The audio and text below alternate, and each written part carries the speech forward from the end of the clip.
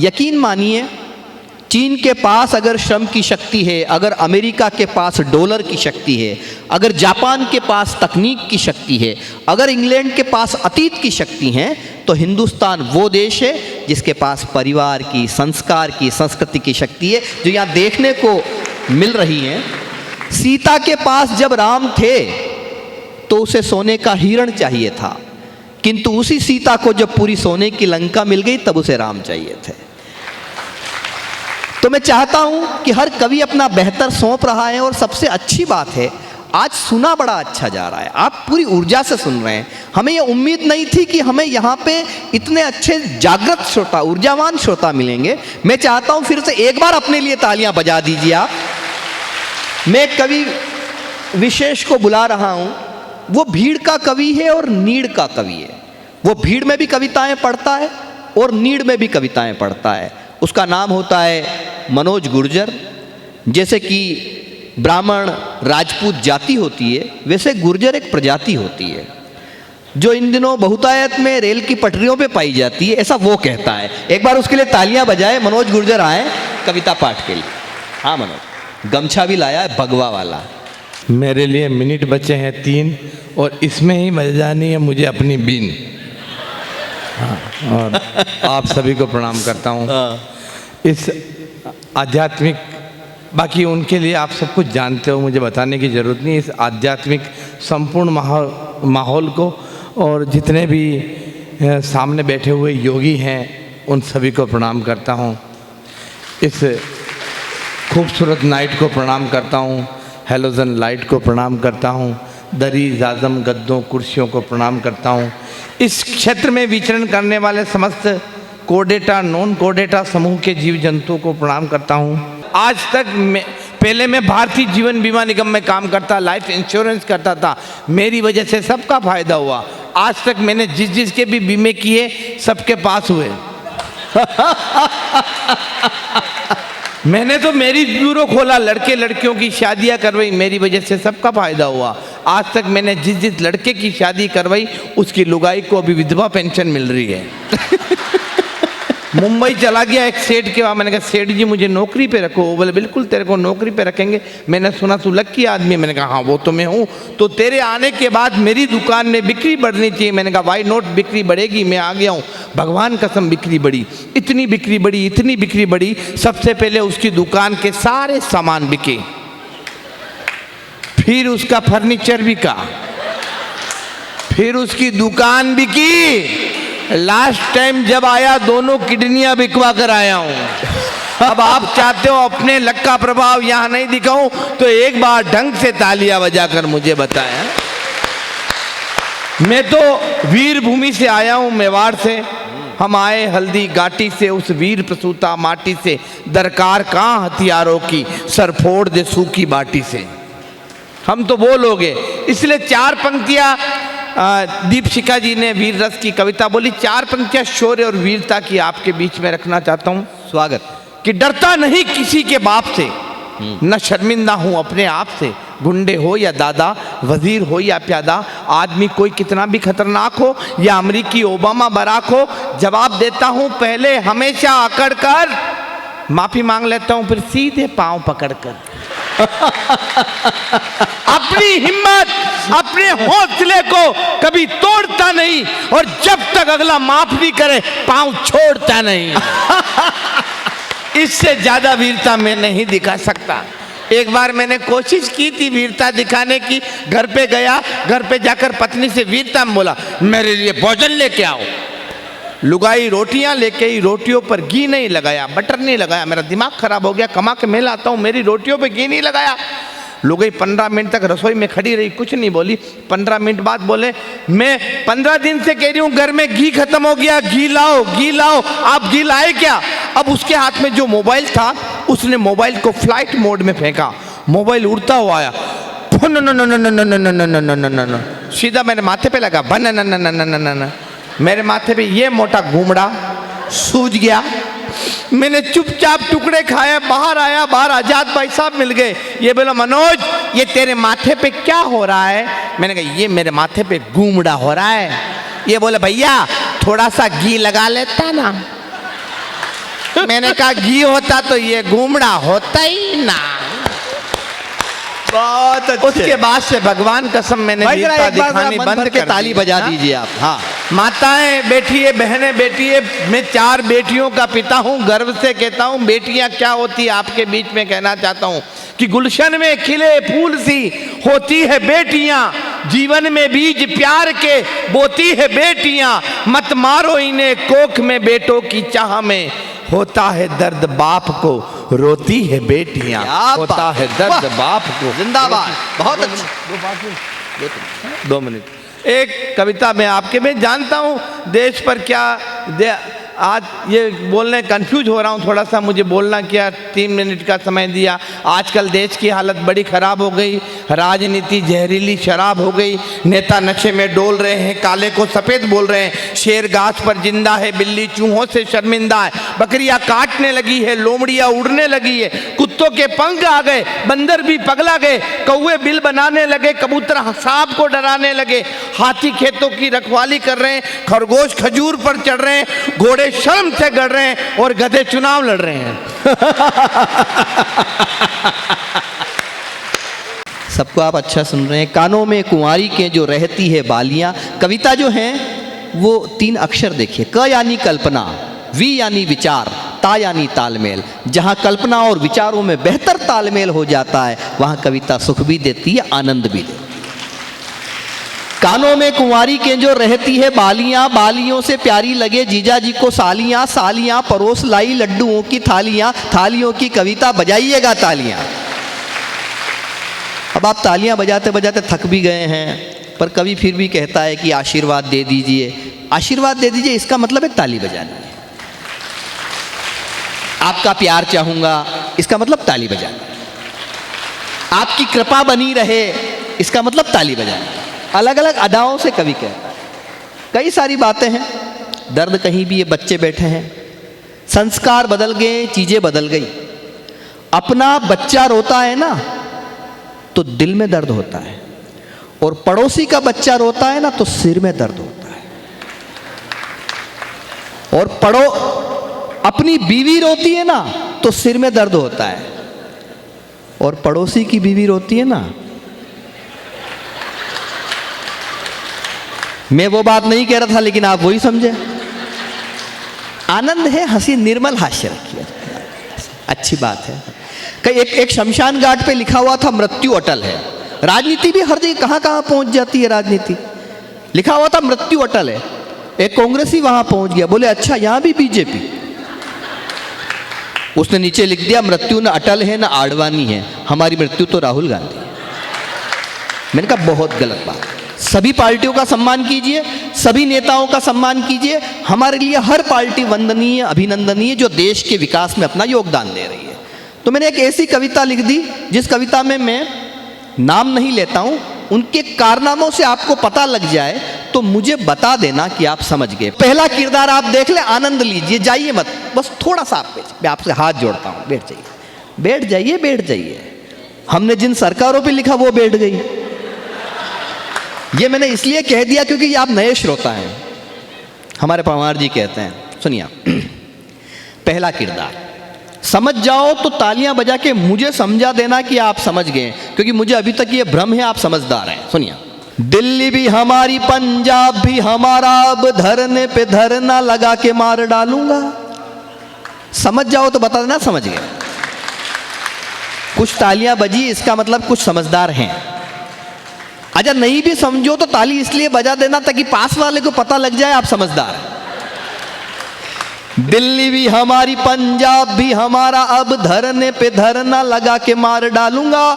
मुफ्त में मिलेगा पानी, बिजली, दवाई मुफ्त, भारत को श्रीलंका बना के मार डालूंगा, भारत को श्रीलंका। जल्दी जल्दी पढ़ रहा हूं। संकट पड़ा यदि तो सलवार पहनूंगा, नाम नहीं लूंगा। संकट पड़ा यदि तो सलवार पहनूंगा, स्वदेशी हूं विदेशी चबा के मार डालूंगा। शत्रुओं से नित्य ही कराऊंगा कपाल भांति, एक आंख अपनी दबा के मार डालूंगा, एक आंख अपनी। अब आपकी तालियों से मुझे लग रहा है कि आप सब समझदार हैं। एक बार अपने लिए दोनों हाथ हवा में उठाकर तालियां बजा दी। खुलेआम सड़कों पे प्यार न करेगा कोई, रोमियो को थाने पहुंचा के मार डालूंगा। अगली पंक्ति सुन ले आप। खुलेआम और अगर समझ जाओ तो आपकी तालियां लहराते हुए देखना चाहता हूं। खुलेआम सड़कों पे प्यार न करेगा कोई, रोमियो को थाने पहुंचा के मार डालूंगा। कान खोल सुन लेना, माफिया का काल हूं मैं, ऐसा बुलडोजर चला के मार डालूंगा, ऐसा बुलडोजर। क्या बात है, मुझे तो यहां बहुत पहले आ जाना चाहिए था, इतने अच्छे श्रोताओं के बीच में। एक किरदार और देखिए आप। खाऊंगा न खाने दूंगा, न कहीं दबाने दूंगा, भाई और बहनों सुना के मार डालूंगा। समझ गए? समझ गए? पक्का? खाऊंगा न खाने दूंगा, न कहीं दबाने दूंगा, भाइयों व बहनों सुना के मार डालूंगा। वनवास भेज दूंगा राम के विरोधियों को, अब जरा मन दे अपना। वनवास भेज दूंगा राम के विरोधियों को, राम जी का मंदिर बना के मार डालूंगा, राम जी का मंदिर। हुई अयोध्या झनक दुलारी। 22 जनवरी को इस बार पूरे देश ने दीपावली मनाई, ये सौभाग्य भी हमें मिला। हुई अयोध्या झनक दुलारी, खड़े रह गए महाबली, मची खलबली सभी दलों में गए अमेठी लला लली। और मंदिर पे फहराता भगवा लहर लहर कर बोल रहा। अब आपकी तालियां अगली पंक्ति पे तिलक कर देगी। मंदिर पे लहराता भगवा लहर लहर कर बोल रहा, अरे राम कृपा तो वो ही पाए जो पूजे बजरंग बली। कि खाऊंगा न खाने दूंगा, न कहीं दबाने दूंगा, भाइयों व बहनों सुना के मार डालूंगा। वनवास भेज दूंगा राम के विरोधियों को, राम जी का मंदिर बना के मार डालूंगा, राम जी का मंदिर। एक किरदार और है जिसके बारे में मैं नहीं लिखता तो कविता अधूरी रह जाती। आप बराबर समझते जा रहे हैं, मुझे बताने की जरूरत नहीं है। मफतलाल जी सुनिए आप। कि जहां भी प्रचार करने के लिए जाऊंगा मैं, अपनी ही पार्टी मिटा के मार डालूंगा। अब धीरे धीरे वो इंप्रूव हो रहे हैं और इस बार तो चुनाव के परिणाम ऐसे आए कि हारे हुए खुद को जीता हुआ महसूस कर रहे हैं और जीते हुए खुद को हारा हुआ महसूस कर रहे हैं। कि जहां भी प्रचार करने के लिए जाऊंगा मैं, अपनी ही पार्टी मिटा के मार डालूंगा। खुद की तबाही पर चिंतन शिविर होगा, बैंकॉक में छुट्टियां मना के मार डालूंगा, बैंकॉक। एक किरदार और देखिए आप। ये मफतलाल जी उत्तर प्रदेश में रहते हैं, वहीं से निकला है कि खाली यदि मुझसे कराओगे जो बंगला, तो बंगले की टोटियां चुरा के मार डालूंगा। खाली यदि मुझसे कराओगे जो बंगला, तो बंगले की टोटियां चुरा के मार डालूंगा। आपकी सुनूंगा नहीं, बाप की सुनूंगा नहीं, साइकिल को पंचर करा के मार डालूंगा, साइकिल को पंचर। कविता खत्म, ताली बजाओ। ये मुझे कान में कहने आए थे कि एक कविता और सुना दीजिए। बस एक कविता और सुना देता हूँ। इस मुल्क के आखिरी मुगल बादशाह हुए बहादुर शाह जफ़र, जब उन्हें गिरफ्तार कर लिया गया और एक अंग्रेज शायर ने ताना मारते हुए कहा कि दमदमे में दम नहीं है, खैर मानो जान की, ए जफ़र ठंडी हुई शमशीर हिंदुस्तान की। तो शायर का जवाब था, आपका मन मिले कि गाजियों में बू रहेगी जब तलक ईमान की, तख्ते लंदन तक चलेगी तेग हिंदुस्तान की। तो हिंदी कविता ने क्या किया है, सारथी परिवार जो है वो पूरे देश में कवि सम्मेलनों की एक आंदोलन के रूप में सारथी परिवार कवि सम्मेलनों को लेके चल रहा है। मैं इस परिवार को बधाई देता हूं कि इनके द्वारा ही सही कविता घर घर तक पहुंच रही है। एक बार इस परिवार के लिए, सारथी परिवार के लिए जोरदार तालियां आप बजा दें। एक कवि ने तो इतनी लंबी कविता सुनाई तो बोले कि घड़ी देखते हुए कहने लगा कि मैं माफ़ी चाहता हूँ, मैं घड़ी नहीं देख पाया। तो सामने बैठा श्रोता बोला, पीछे लटका हुआ कैलेंडर तो देख लेता। दिन बदल गया। एक कवि ने इतनी लंबी कविता सुनाई कि सामने बैठा एक श्रोता वीर गति को प्राप्त हो गया। उस कवि पे बाकायदा हत्या का मुकदमा चला, मामला कोर्ट में पहुंचा। जज ने कहा, हे कवि, तुम्हारी कविता सुन के एक श्रोता के प्राण पखेरु उड़ गए, तुम्हें फांसी की सजा दी जाती है, तुम्हारी कोई आखिरी इच्छा हो तो बताओ। कवि बोला, जज साहब, मैं वही कविता आपको सुनाना चाहता हूं। ऐसी कविताएं भी लिख रखी है इन्होंने, लेकिन आज नहीं सुनाएंगे। आज हम पूज्य माता जी के पास बैठे हैं, यह हमारा सौभाग्य है। और वास्तव में मेरे पुनर्जन्म के कोई ऐसे योग रहे होंगे, देवी योग रहे होंगे, कि मैं इतनी दिव्य अनुभूति, इतनी दिव्य आत्मा के पास बैठा हूँ। मैं चाहूँगा एक बार इस अद्भुत दृश्य के लिए आप, भारी है आंचल वसुधा का जिसके हम आभारी हैं, आभारी है गगन धरा का खिली हुई फुलवारी है, और फुलवारी में माने ही तो दृश्य दिखाए दुनिया के हर एक रिश्ते पर माँ की ममता भारी है। और यकीन मानिए ये ममता 5000 वर्ष तक बनी रहेगी। मुझे आज बहुत अच्छा लग रहा है, सच में। मैं बार बार इस बात का जिक्र भी कर रहा हूँ। आइए इस क्रम को आगे बढ़ाते हैं, और कवियों से फिर भी वो विनम्र अनुरोध कि वो समय का ध्यान रखें। मैं तो एक बार एक कवि सम्मेलन का संचालन कर रहा था, आयोजकों ने कहा आज एक संस्कृत का कवि भी कविता पाठ करेगा। मैंने कहा अच्छी बात है, संस्कृत भाषाओं की माँ है, इसका विस्तार होना चाहिए। आयोजक बोले ऐसा कुछ नहीं है मफतलाल जी, ऐसा कुछ नहीं है, आपको संस्कृत की कविताओं का हिंदी में अनुवाद करना है। ब्रह्म कुमारी वालों, मैं हमेशा संस्कृत में सप्लीमेंट्री से पास हुआ, अपने को आती नहीं। मैंने कहा पब्लिक को आती है क्या? बोले पब्लिक को नहीं आती। मैंने कहा फिर क्या संकट है, कर दूंगा अनुवाद। कवि आया, कवि ने आते ही पंक्तियां पढ़ी, त्रिया चरित्रम पुरुषस्य भाग्यम। मैंने कहा स्त्री का चरित्र देखकर पुरुष भाग गया। वो बोला देवो न जानाति कुतो मनुष्य। मैंने कहा देवता भी नहीं जानते, आदमी कुत्ता होता है। ये अज्ञान है, ये ज्ञान नहीं है।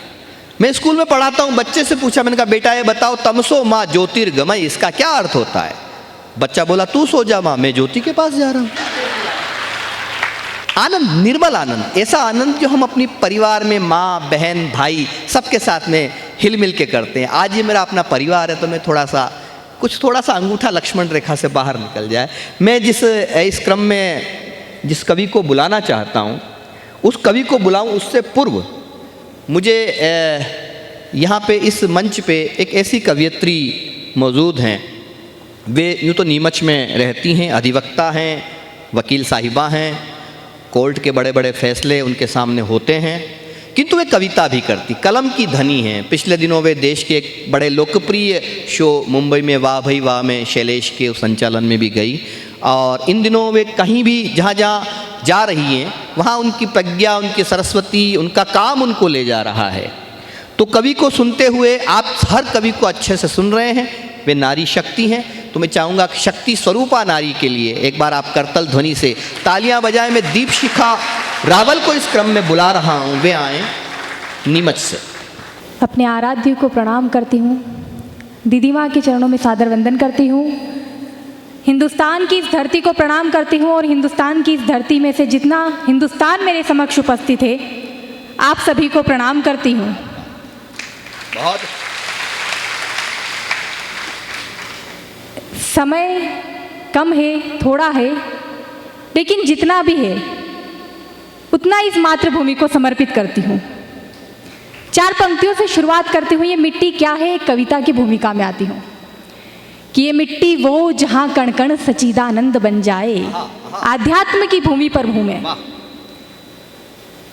भारत ने एक ऐसा संस्थान दिया जो पूरे विश्व में जीवन को एक नया रूप से दिखा रहा है, वो है ब्रह्म कुमारी आश्रम। मैं खुद इससे कुछ समय से जुड़ी थी कि मिट्टी वो जहाँ कण कण सच्चिदानंद बन जाए, हर एक पत्थर में शालीग्राम तरुवर वृंद बन जाए, और यूं शाश्वत है यहाँ पर संस्कृति हर एक युवा में, यूं शाश्वत है यहाँ पर संस्कृति हर एक युवा में।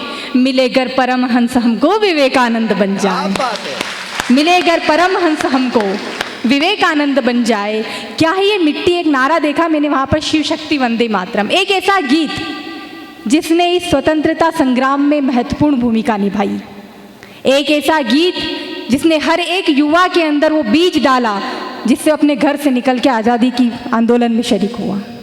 वहाँ से शुरू करती हूँ। क्या है ये मिट्टी, क्या है वो गीत? कि धवल धरा मरु धरा वसंत धरा का गीत ये। क्या है वंदे मातरम? धवल धरा मरु धरा वसुंधरा का गीत ये, मातृभक्ति की प्रथा परंपरा का गीत ये, धीरता से वीरता के सूत्र का प्रवाह गीत, शब्द शब्द देश प्रेम प्रीत का गवाह गीत, गीत ये स्वतंत्रता संग्राम वाली जीत है, जीत क्रांतिकारियों के शौर्यता की रीत है, रीत जिसका रोम रोम घोष वंदे मातरम, उठे सहस्त्र कंठ से उद्घोष वंदे मातरम। वाह, जिंदाबाद। रीत जिसका रोम रोम घोष वंदे मातरम, उठे सहस्त्र कंठ से उद्घोष वंदे मातरम। कि रक्त में उबाल दे जवानियां मचल पड़ी, क्या भाषा। इस शांति मार्ग के लिए भी क्रांति आई थी। रक्त में उबाल दे जवानियां मचल पड़ी, क्रांति की मशाल ले जवानियां मचल पड़ी, अखंडता के ज्योत की सूत्रधार पंक्तियां, दुश्मनों के दुर्ग पे कड़ा प्रहार पंक्तियां, पंक्तियों में गूंजती कथाएं प्राणदान की कथाएं, विश्व के कल्याण की कल्याणी कंचना धरा, जय घोष वंदे मातरम, उठे सहस्त्र कंठ से उद्घोष वंदे मातरम, उठे सहस्त्र कंठ से उद्घोष वंदे मातरम। अंतिम बंद रखती हूं, सुनेगा। और आप सभी से एक अनुरोध है, पंक्ति इधर से आएगी, वंदे मातरम आपकी तरफ से आएगा। क्या है वंदे मातरम? हम सभी के लिए कि नमाज है किसी की अर्चना है,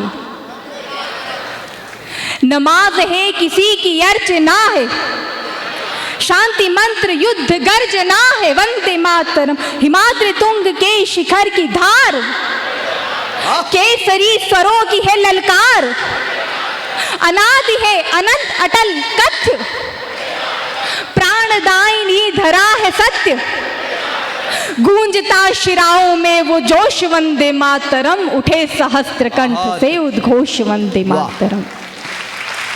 4 पंक्तियां रखती हूं, समय का अपना क्यों लिखना पड़ता है, किस लिए चाहिए इतना सा जोश, कि व्यष्टि होकर समष्टि कल्याण हेतु ताल रख, व्यष्टि होकर समष्टि कल्याण हेतु ताल रख, संकल्प ले स्वयं से ऊंचा भारती का भाल रख, और शांति प्रियता तुम्हारी शांति ही न बेच डाले, कर्णधार रक्त में थोड़ा सा उबाल रख, कर्णधार रक्त में थोड़ा सा उबाल। बहुत अच्छे। कवियों को कैसी कविता करनी चाहिए ये आपने बताया। आपकी इस कविता पे आप अपनी तालियों की मोहर लगा दीजिए। हिंदी के कवि आपने बुलाए हैं, हम तो आपके बहुत आभारी हैं। और ये इसलिए भी कह रहा हूँ कि रानी पटरानी दासी के समान लगती है, जाने कब स्वर्णमयी प्रात फिर आएगी। रानी पटरानी दासी के समान लगती है। इंग्लिश मीडियम स्कूल से अच्छी है, पढ़ाइए उनको आप, लेकिन अपनी माँ से भी तो परिचित करवाइए हिंदी से। रानी पटरानी दासी के समान लगती हैं, जाने कब स्वर्णमयी प्रात फिर आएगी। देवनागरी की गागरी भरेगी अमृत से। देवनागरी है वो लिपि जिसमें लिखी जाती, बच्चे जानते नहीं है। देवनागरी की गागरी भरेगी अमृत से, मृतक जनों में नव प्राण फुकवाएगी। और देश की अनेकता को एकता में ढालने को देख लेना, हिंदी सही भूमिका निभाएगी। अंग्रेजी ए फॉर एप्पल से शुरू होती है, जेड फॉर जेब्रा जानवर बनाकर छोड़ती है। हिंदी अनपढ़ से शुरू होती है, ज्ञानी बनाकर छोड़ती है। अपनी भाषा के संस्कार है। देश की अनेकता को एकता में ढालने को देख लेना, हिंदी सही भूमिका निभाएगी। अब जो नारी शक्ति है उनकी तालियां आमंत्रित करता हूं अगली पंक्ति पे। देश की अनेकता को एकता में ढालने को देख लेना, हिंदी सही भूमिका निभाएगी। और हिंदी की लगाए बिना बिंदी निज भाल पर, भारत मां कभी न सुहागिन कहाएगी। तो आइए, आप इतना अच्छा सुन रहे हैं, सच कह रहा हूं मैं, इतने अच्छे श्रोता अगर देश के मफतलाल जी हर कवि सम्मेलन में हो जाए तो कवि सम्मेलनों के भाग्य बदल। इतने अच्छे श्रोता मिलते नहीं है। मैं तो दीदी से अनुरोध करूंगा, ये व्यक्तिगत मेरी प्रार्थना है कि आप इन श्रोताओं का कभी कभी निर्यात कीजिए। जैसे हम कवि सम्मेलन करते हैं उदयपुर में, तो दीदी 5 बसें यहां से भिजवा दीजिए। उन बसों का खर्चा हम उठा लेंगे। लेकिन अपने लिए एक बार जोरदार तालियां बजा दीजिए आप, जिस तरह से आप सुन रहे हैं। ऐसे श्रोता पूरे देश में ज़रूरत, ताकि हिंदी का भाग्य बने और भविष्य बने, कवियों का भाग्य बने और इनके लिफाफे थोड़े मोटे हो जाएं, क्योंकि हमें बुलाने वाले मफतलाल जी, मफतलाल जी से पैसे मांग ही नहीं सकते हैं। लेकिन जिंदगी में पहली बार मफतलाल जी ने यहाँ पे मुद्रा खर्च की है, तो मफतलाल जी के लिए भी एक बार तालियां बजाएं आप, और इन तालियों में इन्हें एक ज्ञान दीजिए कि मुद्रा थोड़ी और खर्च किया करें। अच्छा सुन रहे हैं आप। देखिए कवि लोग आपको हंसाने आए हैं, क्योंकि रुलाने के लिए तो आपकी रिश्तेदारी काफी है। मैं सच कह रहा हूं, जीवन में एंजॉय का ग्राफ बढ़ा है। अब तो आप लोग तो वही काम करते हैं, आप भी मनहूस चेहरों पे मुस्कान बिखेरने का काम यदि कोई करता है तो ब्रह्म कुमारी प्रजापति विश्वविद्यालय करता है। तो ये बहुत जरूरी है। मनहूसियत जिन चेहरों का श्रृंगार करती है, वहां पे मक्खी भी बैठने से इनकार करती है। तो चूंकि ये कवि आपको हंसाने आए हैं, आपने कभी जीवन में किसी गधे को हंसते हुए नहीं देखा होगा। किसी गधे को हंसता हुआ देख लो तो यकीन मानिए, विश्वास कर लेना, वो मनुष्य बनने की प्रक्रिया में है। और किसी मनुष्य की हंसी यदि गायब हो जाए तो समझ लीजिएगा। तो इसलिए मैं एक ऐसे नरपुंगव को बुला रहा हूं, ऐसे कवि को बुला रहा हूं। आपने अभी सतीश जी को सुना, तो इनको सुनते हुए आपको बुद्धि लगानी पड़ी थी। अब इस कवि को लिखते हुए बुद्धि नहीं लगा, सुनते हुए बुद्धि नहीं लगानी पड़ेगी, क्योंकि अगले ने लिखने में नहीं लगाई। मगर होशियार बहुत है, गोबर सूंघ के भैंस की उम्र बता देता है, तब प्रैक्टिकल। एक बार जोरदार तालियां बजाइए। मेरा इशारा शैलेंद्र शेलू प्रतापगढ़ से हैं, वो वहाँ से आए, फिल्मी पैरोडियाँ सुनाएंगे। फिल्मी पैरोडिया का अर्थ ये होता है, बहनें हमारी बैठी हैं, प्रतिगीत।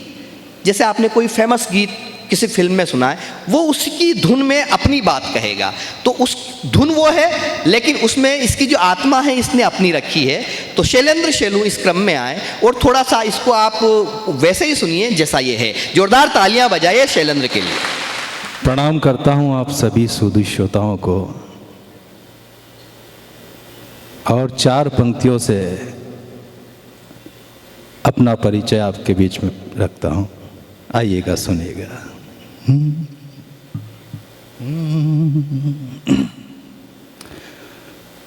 कुछ गीत जिंदगी के अनुभव से लाया हूं,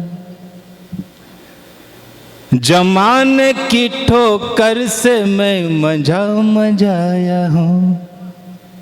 कुछ गीत जिंदगी के अनुभव से लाया हूँ, जमाने की ठोकर से मैं मजाया हूँ। दिल से निकाल कर के गीत हाथ में रख कर, दिल से निकाल कर के गीत हाथ में रख कर, मैं आपके लिए प्रतापगढ़ से आया हूँ। नाम मोहब्बत को दिल में दबाया करो, हाल कोई भी हो मुस्कुराया करो। नाम मोहब्बत को दिल में दबाया करो, हाल कोई भी हो मुस्कुराया करो। आपके जैसे श्रोता मिलेंगे कहाँ, इसलिए तालियां भी बजाया करो, इसलिए तालियां भी बजाया। अब मेरे नौजवान जो आजकल के लड़के हैं, आइए 4 पंक्तियां उन लड़कों के नाम। ये लड़के आजकल के क्यों किताबें भूल जाते हैं। ये लड़के आजकल के क्यों किताबें भूल थोड़ा सा रिदम में आप चलिएगा तो थोड़ा और ज़्यादा आनंद आएगा। ये लड़के आजकल के क्यों किताबें भूल जाते हैं, ये लड़के आजकल के क्यों किताबें भूल जाते हैं, ये इंटरनेट से ये वाचनालय धूल खाते हैं, ये थोड़ा सा झूम के आप थोड़ा सा तालियों के रिदम में चलिए, ये इंटरनेट से ये वाचनालय धूल खाते हैं, सलाहें दी बुजुर्गों ने तो चेहरे भूल जाते हैं, ये फिल्टर मार करके चेहरे कितने मुस्कुराते हैं, ये फिल्टर मार करके चेहरे कितने मुस्कुराते हैं, ये फिल्टर मार करके चेहरे कितने मुस्कुराते हैं, ये फिल्टर मार करके चेहरे कितने मुस्कुराते हैं।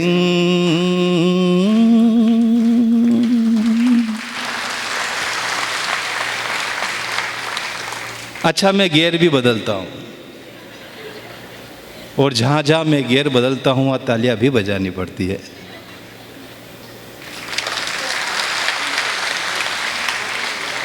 आपने थोड़ी एडवांस में तालियाँ बजा दी है, मैंने अभी गियर बदला नहीं है। यह गियर है और जब तक मुझे ढंग की ताली नहीं आती है तो मैं रात भर हूँ ही करता रहता हूँ। आइए इसी वानगी की 4 पंक्तियां और रखता हूँ, ये 4 पंक्तियां मुझे यहाँ पढ़नी चाहिए। ये फिल्टर मार करके चेहरे कितने मुस्कुराते हैं, उन्हीं के अगली पंक्तियां देता हूँ, उन्हीं के चर्चे दुनिया में गुलाबों से महकते हैं, उन्हीं के चर्चे दुनिया में गुलाबों से महकते हैं, जमी से जुड़ के रह के भी हमेशा जो चहकते हैं, जमी से जुड़ के रह के भी हमेशा जो चहकते हैं, जरा सी कामयाबी पर जरा सा भी क्यों इतराना, ये कुंदन जरा सी कामयाबी पर जरा सा भी क्यों इतराना, जो कुंदन बन के जब से भी हमेशा जो दहकते हैं, वो कुंदन बन के रह के भी हमेशा जो चहकते हैं।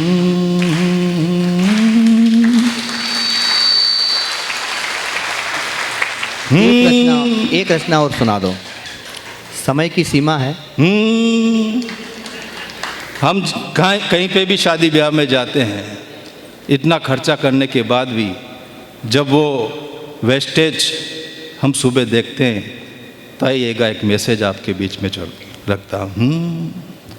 खाना लो इतना वेट में टन टन टन,